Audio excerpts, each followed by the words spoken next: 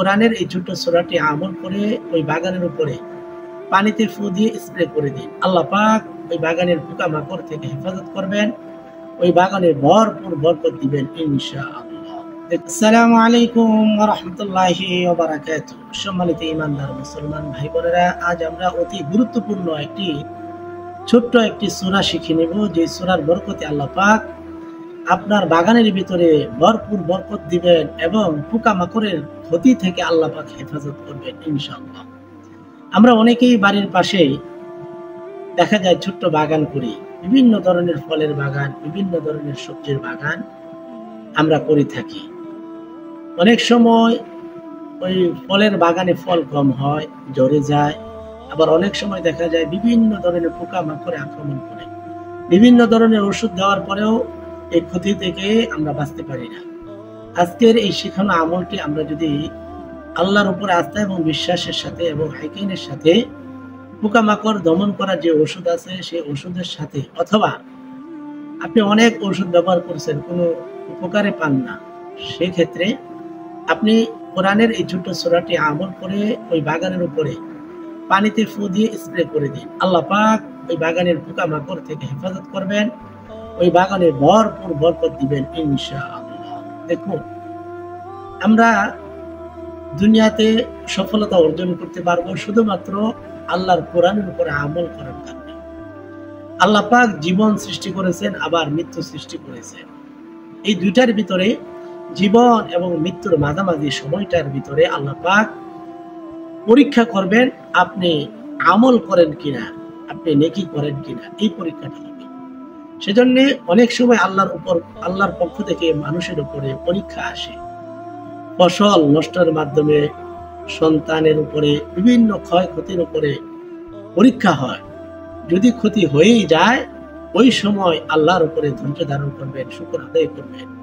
এই বছর অথবা আপনার বাগানে ফল কম হয়েছে, ফসল নষ্ট হয়েছে, আগামী বছর আবার দ্বিগুণ বহুগুণ বাড়িয়ে দিতে পারেন তিনি হলেন আমাদের রব আল্লাহ তাআলা। সেজন্য সর্ব অবস্থায়, ভালো এবং খারাপ অবস্থায় আল্লাহর উপরে ধৈর্য ধারণ করতে হবে এবং শুকর আদায় করতে হবে, সবুর ধরতে হবে। তাহলে আসুন আমরা শিখে নেই যে ছোট্ট সূরাটি তেলাওয়াত করে আপনি যদি আপনার বাগানে ফুল দেন, আল্লাহ পাক ভরপুর বরকত দিবেন ইনশাআল্লাহ, ক্ষতি থেকে হেফাজত করবেন। আসুন ছোট্ট সূরাটি শিখে নিই। সূরাটির নাম হচ্ছে সূরা ৩। সূরা ৩। আউযু বিল্লাহি মিনাশ শাইতানির রাজীম। বিসমিল্লাহির রহমানির রহিম।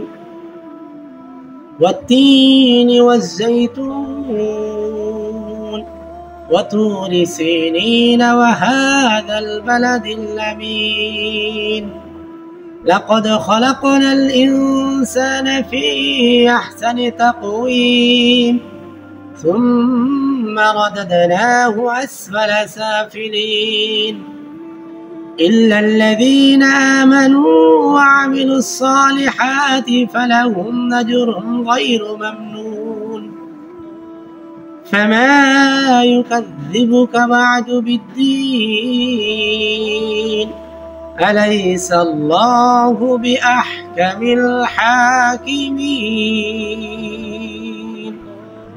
এই ছোট্ট সূরাটি আমরা তেলাওয়াতের পূর্বে দুরূদ শরীফ পড়ব 7 বার, সাল্লাল্লাহু আলাইহি ওয়াসাল্লাম, সাল্লাল্লাহু আলাইহি ওয়াসাল্লাম 7 বার অথবা 11 বার। তারপরে এই সূরা 3 আমরা 3 বার তেলাওয়াত করব। তারপরে আবার দুরূদ শরীফ সাল্লাল্লাহু আলাইহি ওয়াসাল্লাম 7 বার বা 11 বার তেলাওয়াত করে পানিতে ফু দিব, ওই বাগানে ফু দিব, ওই পানিটা স্প্রে করে দেব ইনশাআল্লাহ। ছোট্ট আমলটি আপনার কাছে ভালো লেগে থাকলে অবশ্যই শেয়ার করে দিবেন, ছোট্ট করে একটি লাইক করে দিবেন। কি ধরনের আমলের কথা আপনি জানতে চান কমেন্ট করে জানিয়ে দিবেন। নতুন হলে সাবস্ক্রাইব করে পাশেই থাকবেন ইনশাআল্লাহ। আসসালামু আলাইকুম ওয়া রাহমাতুল্লাহি ওয়া বারাকাতুহু।